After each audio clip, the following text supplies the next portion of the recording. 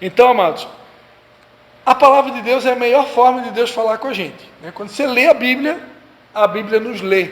Quando você lê a Bíblia, é o próprio Deus falando. Mas Deus fala com a gente, pela voz do Espírito Santo, que é uma voz suave que fala no nosso coração. Deus fala com a gente usando profetas. Deus fala com a gente através da natureza. Deus fala com a gente através de sinais. Deus fala com a gente quando lê um bom livro, um livro de uma pessoa cristã, um livro inspirado. Deus fala de várias maneiras. Deus fala o tempo todo. Agora a Bíblia, a leitura da Bíblia é a maneira mais básica de não errar, porque ali é Deus falando. E se você estiver sintonizado com Deus, num ambiente de silêncio, de paz, quando você lê a Bíblia, muitas vezes você vai ouvir o Espírito Santo falando com você nas entrelinhas. É como se tivesse duas vozes ao mesmo tempo, a leitura, a voz da tua boca, se você costuma falar bem baixinho, porque quando você fala baixinho ajuda a gravar, É uma maneira também de meditar. Meditar é falar baixinho e ruminar. Então, mas muitas vezes você está ali falando baixinho, lendo, e você ouve a voz do Espírito Santo nas entrelinhas, Deus falando com você. Então essa é uma maneira clássica de ouvir a voz de Deus. A Bíblia não jamais muda. A gente falou aqui no começo, a Bíblia não muda. Ela se renova, mas não muda. A Bíblia diz em Mateus 24, 35. O céu e a terra passarão, mas as minhas palavras não hão de passar. O céu e a terra vai passar, mas a palavra de Deus não passa. E olha uma curiosidade. Em Apocalipse, no último capítulo de Apocalipse, Apocalipse 22, versículo 18, eu vou começar do 17, que diz assim: o Espírito e a noiva dizem vem, quem ouve diga vem, quem tem sede venha, e quem quiser tome de graça da água da vida. Aí ele vai dizer assim, eu advirto a todo aquele que ouvir as palavras da profecia deste livro. É claro que aqui era o livro de Apocalipse, mas eu gosto de ler esse versículo entendendo ele como sendo a Bíblia toda. Está dando para entender? Aqui o versículo é de Apocalipse, então ele está falando do livro de Apocalipse. Mas eu entendo, esse texto aqui, ele diz respeito à Bíblia toda. É assim que eu creio. E ele vai dizer assim, eu advirto a todo aquele que ouvir a palavra da profecia deste livro, se alguém lhes acrescentar alguma coisa, Deus me acrescentará as pragas que estão escritas neste livro. E se alguém tirar qualquer palavra do livro dessa profecia, Deus me tirará a sua parte da árvore da vida e da cidade santa que estão escritas neste livro. Quem já leu isso aqui tem que ter muita coragem na hora de fazer uma adulteração da Bíblia, ou ensinar errado. Tem que ter muita coragem. Porque está dizendo, se alguém aqui mexer na Bíblia, ensinar alguma coisa errada, ele vai acrescentar as pragas que tem aqui e ainda vai tirar a minha salvação. Então, imagina, Deuteronômio 27 a mais. Foi acrescentado, não foi? Na verdade, aí é uma questão de interpretação teológica, porque a liderança romana entendeu que aqueles livros deveriam fazer parte. E a liderança...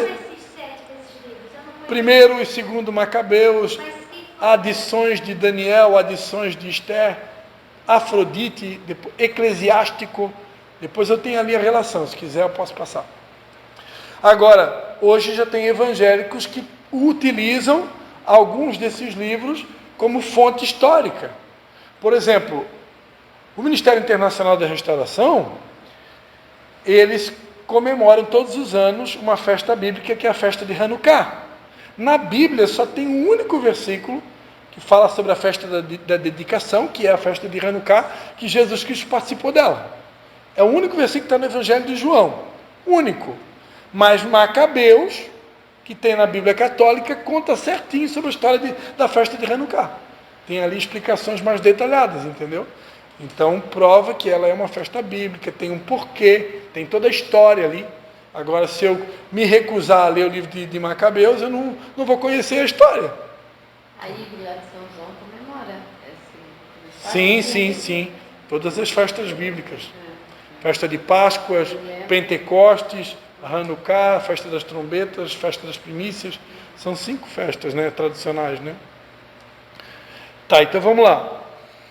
Então, o céu e a terra vai passar, mas a palavra de Deus não vai passar. A Bíblia aponta para Jesus, né? Jesus, ele é o personagem principal da Bíblia, né? Ele é o alfa, o ômega, o princípio e o fim, né?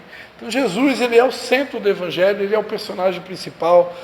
Todos os profetas apontaram para ele, né? Ele é o filho do unigênito de Deus, né? Ele é sem dúvida a figura principal da Bíblia. Ele é o próprio Deus, o Deus Filho, né? A Bíblia diz em João 5,39, palavras de Jesus, né? Examinais as Escrituras, porque vós cuidais ter nelas a vida eterna. São elas que de mim testificam. Então a Bíblia testifica o tempo todo de Jesus. O profeta Isaías, que é considerado o profeta messiânico, é o profeta que mais trouxe profecias sobre Jesus. Então, se você for estudar o livro do profeta Isaías, você vai encontrar inúmeras profecias de Jesus. A mais tradicional, que todo crente deveria saber de cabeça, né? Isaías 53, né? Verdadeiramente ele tomou sobre si as nossas dores, as nossas enfermidades, né? Ele foi o homem de dores, né? Humilhado, o mais desprezado entre os homens, né? Olhando para ele não fazíamos caso algum, né? Verdadeiramente ele levou sobre si as nossas dores, enfermidades e o castigo que nos traz a paz estava sobre ele. Então tudo falando, apontando para Jesus. Mas não é a única profecia, né? Tem muitas outras. Então, Jesus é o personagem principal da Bíblia. A Bíblia, ela nos traz vida. Quem crê em mim, como diz as Escrituras, rios de água viva correrão do seu ventre. João 7,38. Ela nos mostra a vontade de Deus, o que é certo e o que é errado. Hebreus 4,12. Porque a palavra de Deus é viva e eficaz, mais penetrante do que espada alguma de 2 gumes. Ela penetra até a divisão da alma e do espírito, das juntas e medulas, e é apta para discernir os pensamentos e intenções do coração. Então a Bíblia, ela mostra a vontade de Deus, ela mostra o que é certo, ela mostra o que é errado. Tem uma passagem que Deus falou com o profeta Jeremias, onde ele aconselha Jeremias a se alimentar dessa palavra para que ele fosse capaz de discernir o santo do profano. Ou seja, o que é santo e o que é profano, o que é lícito e o que não é lícito, o que eu posso e o que eu não posso, o que eu devo e o que eu não devo. Embora que nós agora, na nova aliança, o Espírito Santo habita dentro de nós. Então hoje, não há assim uma preocupação tão grande em querer saber o que pode, o que não pode, o que é certo, o que não é, porque a partir do momento que o Espírito Santo vai morar dentro de nós, ele nos convence do pecado, da justiça e do juízo. Todo mundo aqui que tem o Espírito Santo, quando você resolve fazer alguma coisa errada, você não precisa nem ler a Bíblia, o Espírito Santo já se entristece dentro de você, ele já te dá já perde a paz, tu já sabe que aquilo está errado. Entendeu? Então, o próprio Espírito Santo de Deus em nós, a Bíblia diz, né? Está chegando dias em que eu escreverei a minha palavra dentro dos vossos corações, né?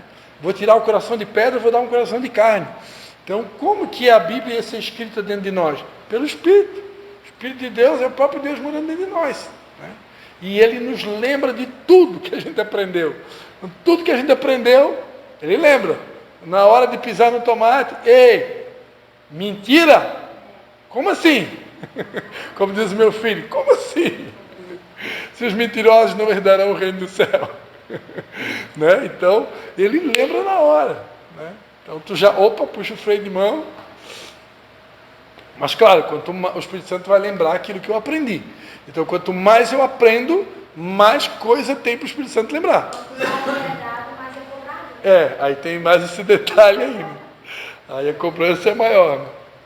Eu mesmo, meu Deus, tem que cuidar. Tudo que a gente faz, a gente tem que cuidar, né? É como a gente fala, é como a gente anda, como a gente se comporta, é tudo, né? Até tem uma moça aí, que eu não vou falar o nome, tal de Indanara, né, que faz umas comidinhas na célula dos homens na segunda-feira, que aquilo é uma tentação, nós temos que se cuidar para não sair dali com os quilinhos a mais. Mas eu já estou me controlando, né? Tô me controlando.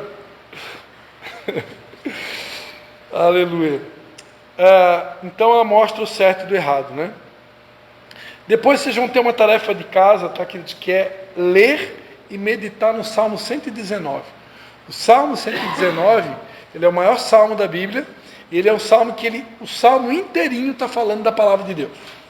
O salmo inteiro ele fala da palavra de Deus, da importância da palavra de Deus, né? Ela ali vai dizer que ela é mais importante do que o ouro, né? Vou pegar só alguns versículos separados aqui, só para dar um gostinho na boca aqui. Ele é o maior salmo da Bíblia, né? Ó Senhor, a tua palavra é eterna, ela está firmada no céu. Mais preciosa é para mim a lei da tua boca do que milhares de moedas de ouro ou de prata. Olha só, que tremendo. Salmo 119, 72. Olha o entendimento de Davi, né? Com certeza foi Davi que escreveu. Mais preciosa é para mim a lei da tua boca do que milhares de moedas de ouro ou de prata. Olha, eu vou falar para vocês. Se todo mundo lesse esse versículo aqui e acreditasse nele, essas cadeiras estão tudo cheias aqui, ó, para estudar a Bíblia. Ele está dizendo que a palavra dele é mais preciosa do que milhares de moedas de ouro e de prata. 119, 72. Mas o povo não crê, porque se acreditasse, todo mundo ia querer aprender a Bíblia. Não, esse salmo quase ninguém lê, na verdade. Porque ele é grande, né? Ele é muito grande. Ele tem 176 versículos. Mas é a tarefa de casa, tá? Lê em casa com calma. Tem a semana toda para isso, né? Semana toda não, tem 15 dias, né? 15 dias. 119 todo? Salmo 119 todo. Eu já vi, mas só uma vez. Lê com calma, vai refletindo, vai meditando. Tem 15 dias para isso. Amém? Então, quer dizer aqui, ó, algumas informações sobre a Bíblia. Tudo certo até aqui? Algumas informações sobre a Bíblia. Aqui vai responder algumas dúvidas relacionadas ao que tu perguntou anteriormente, tá? Então, a tua pergunta já foi meio que dirigida pelo Espírito Santo. Ao comparar as diferentes cópias do texto da Bíblia entre si e com os originais disponíveis, então ainda existem nos dias de hoje originais, né? Esse que foi encontrado no Mar Morto é uma cópia original, foi encontrado lá. Menos de 1% do texto apresentou dúvidas ou variações.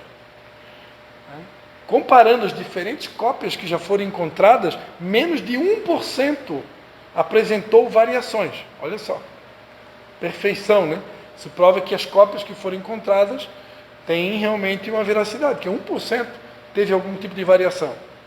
Portanto, 99% do texto da Bíblia é puro.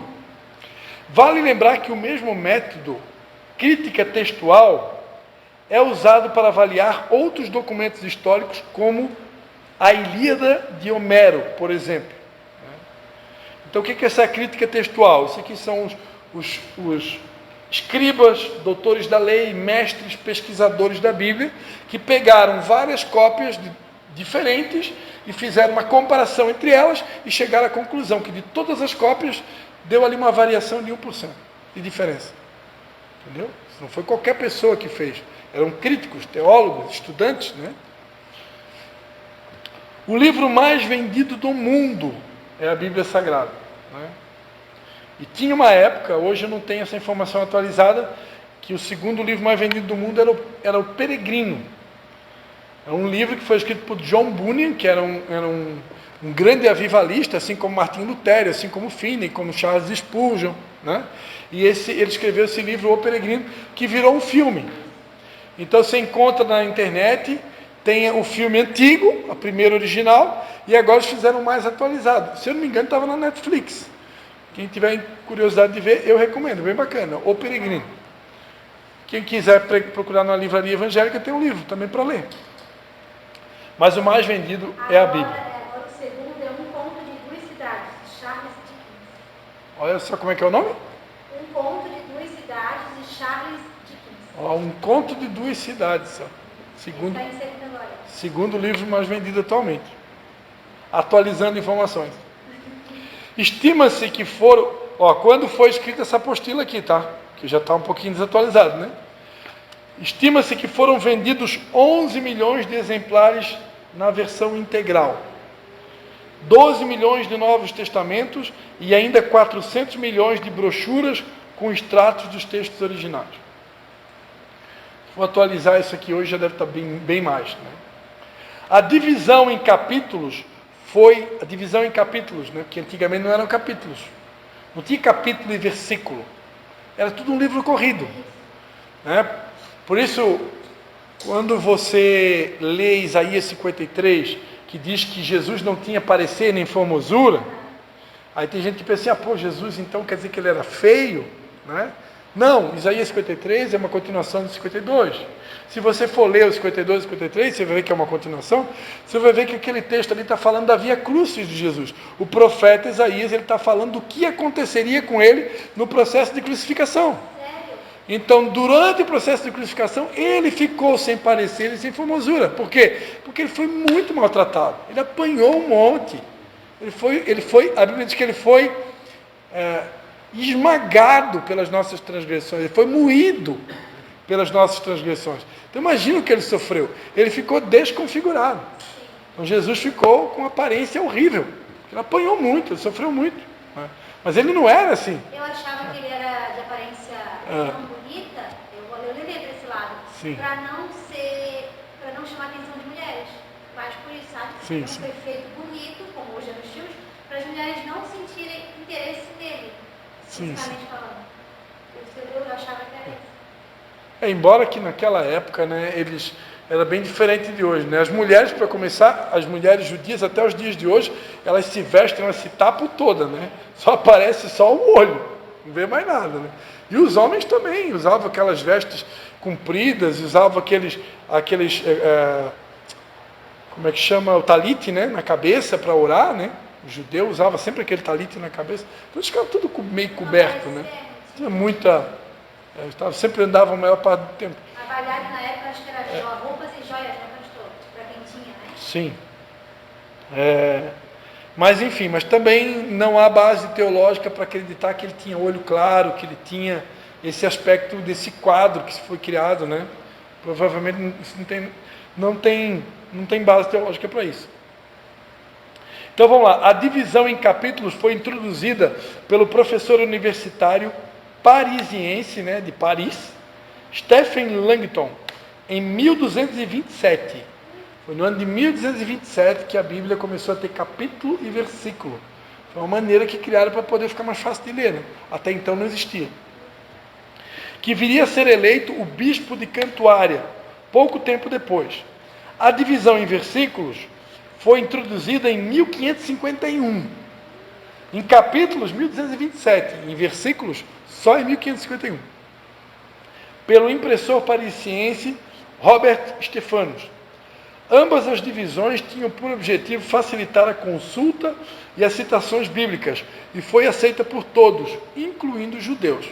Até os judeus aceitaram, né, colocar capítulo e versículo. Embora que o judeu que não é messiânico, que não acredita em Jesus, ele só usa o Antigo Testamento. Com exceção de alguns textos do livro de Esther e de Daniel, os textos originais do Antigo Testamento foram escritos em hebraico, uma língua da família das línguas semíticas, caracterizada por predominantemente consoante. A língua hebraica ela não tem muitos, a maior parte são consoantes, tá? E não tem vogais. Na língua hebraica não tem muitas vogais, a maior parte são consoantes. E uma parte do Antigo Testamento também foi escrita em aramaico, que era a língua dos persas, dos caldeus. Acho que é uma das línguas mais difíceis de aprender o aramaico. Daniel falava aramaico. Daniel, Sadraque, Misaque e Abednego provavelmente também falavam aramaico. Então o Antigo Testamento foi escrito em hebraico e aramaico, o Novo Testamento foi escrito em grego. Ok? Isso é importância, né? Quem aqui é fominha, no futuro Deus der a graça de poder estudar o hebraico, né? Hoje em dia existem aplicativos que você pode, só que são pagos, né? Eu ainda não consegui. Eu tenho um aplicativo na minha Bíblia, mas não consegui habilitar ainda, porque eu não tenho cartão de crédito. Tem que arrumar um cartão de crédito para me comprar lá, porque aí você consegue pegar uma palavra no original, em grego, hebraico, e esmiuçar ela no original, né? Quando você vai fazer uma pregação temática, dependendo, até mesmo expositiva, dependendo do tipo da pregação, é importante conhecer. Uma descoberta que eu sempre cito nas minhas pregações, eu acho tremendo. Quando Jesus disse, né? Sede vós perfeitos, como perfeito é o vosso Pai que está no céu. Essa palavra perfeito no grego é a palavra teleios. E teleios, no original, na língua portuguesa, ela tem até 7 significados. Porque a língua grega é assim. A língua grega, traduzindo para o português, ela dá vários significados. Mas o que o tradutor faz? O tradutor, geralmente, é alguém que ele tem um conhecimento amplo. Ele conhece o Antigo Testamento, ele conhece a língua. Então, ele vai, na hora de traduzir, ele vai pegar a palavra que mais se encaixa, né? Tem que ter uma lógica, né? Só que aí você vai estudar o original, você vai descobrir, por exemplo, que o grego trabalha muito com figura de linguagem. E a figura de linguagem da palavra de teleios é uma casa em construção. Então, quando Jesus disse, sejam vós perfeitos, ele está dizendo, imagina uma casa. Você já viu uma casa pronta? Ela fica pronta. Mas depois de pronta, ela precisa de reforma. Então, assim é a nossa vida. É uma constante transformação. Nunca vai encontrar uma casa pronta. Aqui, hoje, vocês estão sendo edificados. E por que a gente começou pelo fundamento? Porque o fundamento é a primeira parte. Primeiro se constrói o fundamento, para depois colocar as vigas, para colocar, né, como é que chama? As colunas, para depois colocar a armação, fazer a laje. Então, primeiro de tudo é o fundamento. Por isso que eu não posso querer construir uma casa pelo telhado. Começa pelo fundamento. Por isso que eu tenho certeza absoluta que isso aqui é a vontade de Deus para nós hoje. Está bem fundamentado. Porque depois que você receber, só vem como bônus, né? A pastora Alice comprou uma Bíblia grega. Na linguagem, eu achei tão legal. A gente fez um estudo por cima e ela, para ver, muito legal. E realmente tem vários significados. E agora, na língua portuguesa, estudando, a palavra que mais ficaria perfeito assim, com o que Jesus quis dizer, é a palavra maduro. Sejam vós maduros. É isso que Jesus está dizendo. Sejam maduros. Lembra quando Paulo falou, quando era criança, eu falava como menino, me comportava como menino, mas quando vinha ser homem, acabei com as coisas de menino. Ou seja, maduro. Uma pessoa madura. Ela pode até agir como criança no sentido, Jesus disse que quem não se tornar como uma criança não pode herdar o reino dos céus. Então, ser inocente como uma criança, ser puro como uma criança, não ver maldade nas coisas como uma criança, porém, com a mentalidade de adulto, agindo com adulto, não ser infantil, né? Infantilizado, né? Fazendo birra, careta, né? Então, é isso. Então, ser maduro, né? Os 39 livros que compõem o Antigo Testamento, sem a inclusão dos apócrifos, que são os apócrifos, né? Também, livros apócrifos também são chamados de deuterocanôicos.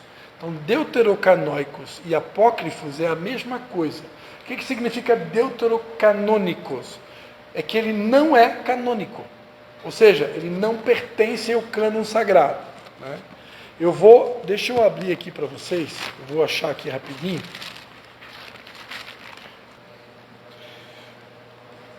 Prestando atenção aí. O vocábulo apócrifo, que significa escondido ou secreto, aplica-se genericamente a uma série de livros surgidos no período entre o Antigo e o Novo Testamento. Os livros apócrifos, cujo número varia de 11 a 16, chegaram até nós, por certo modo, unidos aos livros canônicos da Bíblia. Eles possuem uma história fora do comum. As opiniões eclesiásticas, através de várias épocas, têm diferido quanto ao valor dessa literatura. Os judeus da dispersação no Egito revelaram autoestima por esses escritos, e os incluíram na tradução do Antigo Testamento para o grego, chamada a Septuaginta. Vocês vão ouvir muito falar dessa Septuaginta, né? Então aqui diz que os judeus da dispersação do Egito demonstraram interesse, estima por esses apócrifos e decidiram incluir. Mas esses mesmos escritos foram eliminados do cânon hebraico pelos judeus da Palestina.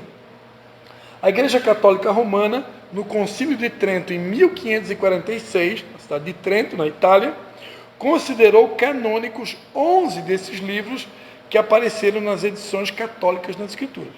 Então, em 1546, foi feito um concílio, os líderes religiosos da época se reuniram, os romanos decidiram, nós vamos ficar com 11 desses livros, nós queremos manter. E os evangélicos bateram o peito, nós não queremos. Por quê? Qual o ponto de vista dos evangélicos? Os evangélicos ou protestantes geralmente aceitam os apócrifos como possuindo material de valor literário e histórico. Então, como material histórico, literatura, ok. Né? Mas rejeitam a sua canonicidade. Por quê? Por esta razão, esses escritos têm sido eliminados das modernas edições evangélicas. Quais são os argumentos dos evangélicos?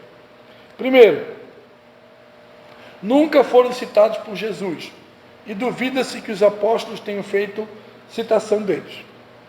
Esses são os argumentos dos evangélicos. Número 2, a maioria dos primeiros pais da igreja os consideraram como não inspirados. Número 3, não aparecem no cânon hebraico antigo. Número 4, quando comparado aos canônicos, os livros apócrifos, por sua qualidade inferior, se revelam como indignos de ocupar um lugar nas Sagradas Escrituras. Então, aqui, o caráter do livro, as autoridades divergem quanto à classificação desses livros. Por exemplo, a Epístola de Jeremias é com frequência incorporada ao livro de Baruque, enquanto geralmente são omitidos o 3º e o 4º livro dos Macabeus. E aí tem os históricos, né, 1º e 2º Macabeus, os tradicionais, adições do livro de Esther, Susana, Canção dos Três Jovens, Bel e o Dragão, Judite e Tobias. Proféticos, Baruque e a Oração de Manassés, e os apocalípticos, 2º Esdras, 4º Esdras na Vulgata Latina. E tem os instrutivos, o Eclesiástico, não é Eclesiastes, e Sabedoria de Salomão. Então, isso aqui são considerados apócrifos. Então, e essas são as argumentações dos evangélicos, por que a gente não usa.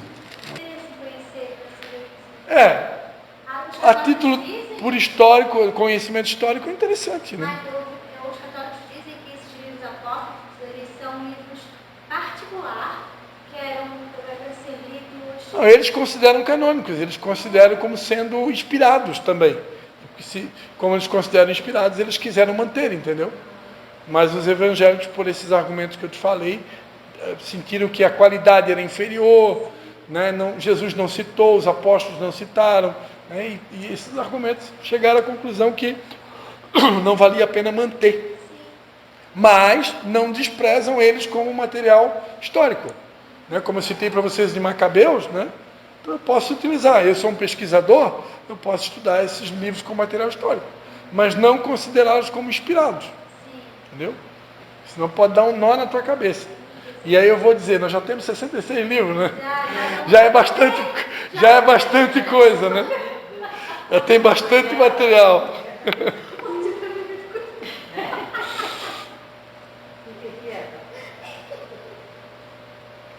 Então, os 39 livros que compõem o Antigo Testamento, sem a inclusão dos apócrifos, estavam compilados desde cerca de 400 anos antes de Cristo. Está aqui falando do Antigo Testamento, né? Sendo aceito pelo cânon judaico, também pelos protestantes, pelos católicos ortodoxos, Igreja Católica Russa e parte da Igreja Católica Tradicional. Está dando?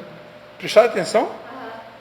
Os 39 livros do Antigo Testamento que são utilizados por nós nos dias de hoje, sem os apócrifos, eles já estavam organizados, aceitos, compilados desde 400 anos antes de Cristo.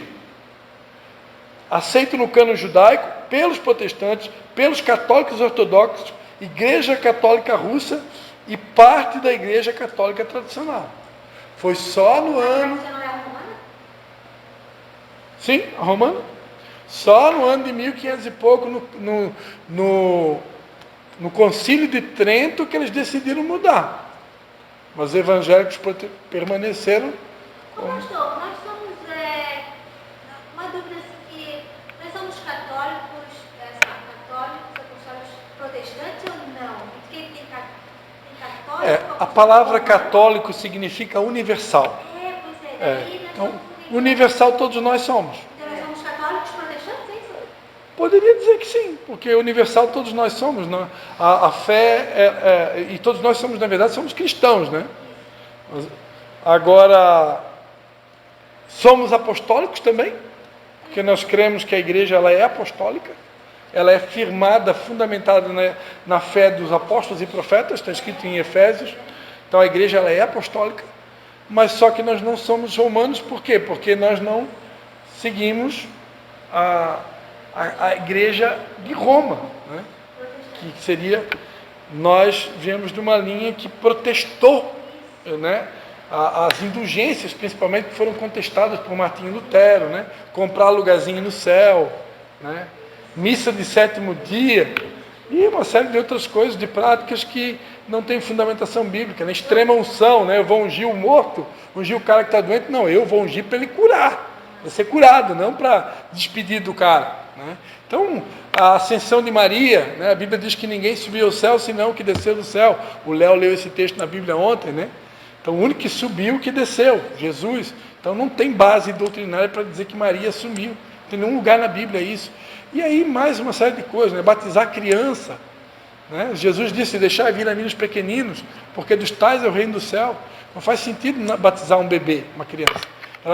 Se creres e fores batizado, eu preciso crer para poder ser batizado. Se eu não creio em nada, como é que eu vou batizar quem não crê? Né? Então, uma série de coisas que nós não aprovamos, porque não tem base doutrinária. Né? Ok? Então, é muito importante para o entendimento deste estudo que você creia na total veracidade da Bíblia Sagrada e que ela é a verdade e a palavra de Deus. Nos próximos estudos falaremos sobre a fé cristã e sobre quem é o Deus que escolhemos servir. Posteriormente você conhecerá também um pouco. Não, é isso aí. Então, eu só vou dar uma palhinha para vocês o que a gente vai estudar, tá? Nós vamos estudar a primeira lição, a partir da próxima aula. A partir do momento que vocês receberem a apostila, que vocês já vão estar recebendo essa semana, procure nesses 15 dias tirar tempo para ler a primeira lição. Leia uma vez, se quiser ler duas, porque isso a gente vai ganhar tempo na aula. Se vocês vêm para a aula já tendo lido, eu posso ser mais rápido na aula. Porque vocês já deram uma lida em casa. Mas se vocês não ler, vocês vão chegar na aula totalmente cru. Então, onde eu vou ter que ser bem mais detalhista para poder valer a pena. Né? Então, dê uma lida. Vocês têm 15 dias para isso. Lê, dá uma estudada, né? Pega a Bíblia, vê os versículos, que quando eu chegar na aula aqui, conforme o Espírito Santo perceber que vocês estão já embalado, né? A gente consegue ser um pouco mais objetivo. Então, primeira lição, a gente vai aprender quem é Deus, o meu Pai, né? Nós vamos aprender sobre os atributos de Deus, né? As características de Deus. Depois, a segunda aula, vamos falar sobre a paternidade de Deus. Segunda aula, quem sou eu? Um espírito, tem uma alma e que tem um corpo. Então, vai estudar isso aí a fundo, tá? Inclusive com desenhos, né? Para poder desmistificar isso e entender claramente sobre a diferença das nossas emoções, da nossa mente. Vamos aprender sobre quem é Jesus, estudar sobre Jesus, personagem principal da Bíblia, sua morte, nascimento, ressurreição, as últimas horas de Jesus na cruz, a exaltação de Jesus. Vamos aprender sobre a pessoa do Espírito Santo. É tudo basicão, tá vendo? Coisa básica, só que vocês vão aprender profundamente, no detalhe, para ficar fera, né? A natureza do Espírito, o fruto do Espírito, o batismo no Espírito, né? Fruto do Espírito Santo, a graça e a salvação. Vamos aprender sobre a fé e as obras, viver por fé. O pastor Tiago pregou aqui domingo, né? A Bíblia e a fé e as obras, consagração, adoração, oração, meditação na palavra, sobre o jejum, sobre a comunhão, a importância de participar dos cultos e dos pequenos grupos, a importância de ser pastoreado por alguém, de praticar o amor, a contribuição, servir pessoas, dizimar e ofertar, alcançar vidas para Cristo e, por último, o batismo em águas. Pelo menos 2 páginas aqui só sobre o batismo em águas, por que nós batizamos as pessoas nas águas. Tá bom? Então, é fundamentação. Esse aqui é o básico. É o básico do básico do básico. Mas que muita gente está se perdendo. Ainda essa semana eu escutei uma pessoa dizer: cheguei à conclusão que não tem necessidade de ir na igreja. Não precisa. Precisa ir no culto, eu busco em casa, né? Isso é uma mentira. Primeiro, o que vive isolado insurge-se contra a verdadeira sabedoria. A pessoa que se isola, ela está indo na direção da burrice, né? Se isola, está sendo burro. Insurge-se contra a sabedoria. Segundo, ó quão bom e quão suave é que os irmãos vivam em união. Deus fez o crente para estar em união, para estar junto, comunhão. Deus quer comunhão. Por que ele vai fazer o dia da família? Porque Deus quer isso. Deus quer a gente mais junto. Eu falava para a Nícia aqui antes de começar. Nós somos um corpo. Um representa o dedo, outro representa a mão, outro representa o pé. Pega esse dedo aqui, corta e bota ele lá isolado. Vai necrosar, vai morrer. Então tem que estar, os órgãos têm que estar unidos, tem que estar sincronizado, o sangue tem que estar fluindo, né, para que a gente possa cumprir o nosso propósito. Né? A psicóloga, ela falou, sábado, quando a gente estava no médico, ela disse: vem cá, eu gostei tanto dessa união com vocês, que eu quero isso para mim. Eu achei tão bonita assim, eu assisti esse São No chá, né? no chá, ela falou. Isso tem que ser sempre assim. Ela disse assim: eu achei maravilhoso, achei lindo. Eu quero isso para mim, eu quero ir para cá. Ela falou, ela só não veio domingo, porque ela já tinha um compromisso. Ela estava aí. Mas ela vai vir. Na maioria das vezes as pessoas têm dificuldade de vir no culto, ou estão feridas, ou estão machucadas. Decepcionadas. Depois eu senti assim, que a gente abraçou muito, né? Abraçou e beijou muito. Eu passei toda vez eu abracei com a gente. Então aquilo ali elas viram uma diferença enorme. Sim. Essa união, depois veio a Michela ali na frente, se abraçando. Ela disse no final que Michela, lá de trás, a gente observou cada mulher que você entregou brilho dos céus. Não teve uma que não passou ali que não ganhou um abraço. E ela é linda. E era assim, Cada um na igreja tem um dom, tem um chamado. A gente não pode falar, eu não sou que nem elas, eu não abraço ninguém. Quando a gente se une, a gente se completa. Vocês têm esse eu vou explicar. Eu tenho. É porque aí já diz respeito às linguagens de amor, né? Cada um tem uma linguagem. Todo mundo tem um lugar para agir, tá vendo? Todo mundo tem algo a fazer. Até muitas coisas. Por exemplo, assim, só abrindo aqui um parênteses. Para ficar na recepção da igreja, ele jamais deveria colocar uma pessoa que é introvertida. Né? Para ficar na porta de uma igreja, tem que ser uma pessoa extrovertida, que está sempre sorrindo, que gosta de apertar a mão, que gosta de... Ninguém abraça. Não posso não. Porque cada um tem um jeito. Abraça. Então, Não. Não abraça nada. nós somos diferentes. Cachorro não abraça. Não, ela não vai, mas se a gente for abraçar Não, eu ela recebo, deixa. ela não tem esse negócio assim. Ela Eu não fico um vai. pouquinho, Ela rapidinho, tem- você não dá Mas pra a ver. Priscila é assim. Ela tem. Não tem. Mas provavelmente a tua linguagem é outra. Ou é serviço, que tu adora servir, né? Ou é palavras. Eu falo, eu brinco, só que E existem os casos também de pessoas que têm problemas, por exemplo, em relação ao toque, né? Pessoas que tiveram traumas, né? Pessoas que foram abusadas. Quer dizer, geralmente quem Passei por psicólogo psiquiatra na época, 12 anos, né? Mas não sei se isso... pode Eu ter. tinha medo quando conheceram, eu tinha medo dele. Assim, eu tinha meio que, né? É meio que como é que eu vou dizer a palavra correta? Involuntário. Tu faz involuntariamente porque talvez até por isso que tu passou, entendeu? Então, porque tipo o que tu passou foi algo tão profundo que meio que involuntariamente tu faz, meio que se tornou natural para ti. Mas eu particularmente acredito, se a origem é isso, existem níveis mais profundos de cura com o tempo que Deus quer operar em todos nós, que talvez isso acaba sendo vencido no futuro, Mas entendeu? pode ser criação, né, pastor? Que minha família é médica, Uma série, não tem uma única resposta, né? Tu já fosse pior. Porque assim, agora tu já chega beijando a gente.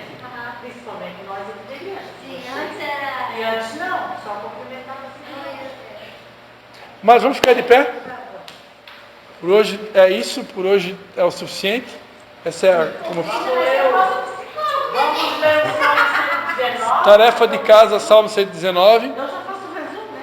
Eu vou mandar esse resuminho aqui de hoje aqui, eu vou mandar ali no grupo. E a partir da próxima aula vocês vão estar com as apostilas, né?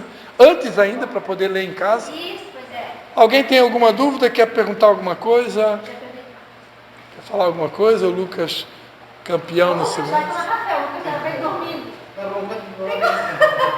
Tá cansado. Toda aula um aluno vai orar para terminar e um vai orar para começar e um para terminar. E se tiver algum problema, o pastor ajuda a orar, não tem problema. A irmã Vera ora para nós, então, irmã Vera. Amém. Eu não... Pai, nós queremos te agradecer, ó Deus, por mais esse momento que na tua presença, Pai. Nós entramos em concordância, Pai. Nem tua palavra nessa noite, Pai. Sim, Pai, sim. nos leva em segurança, assim como o Senhor nos trouxe. Que tudo seja, Senhor, no louvor da tua glória. Que é sobre a tua palavra, é somente a tua palavra.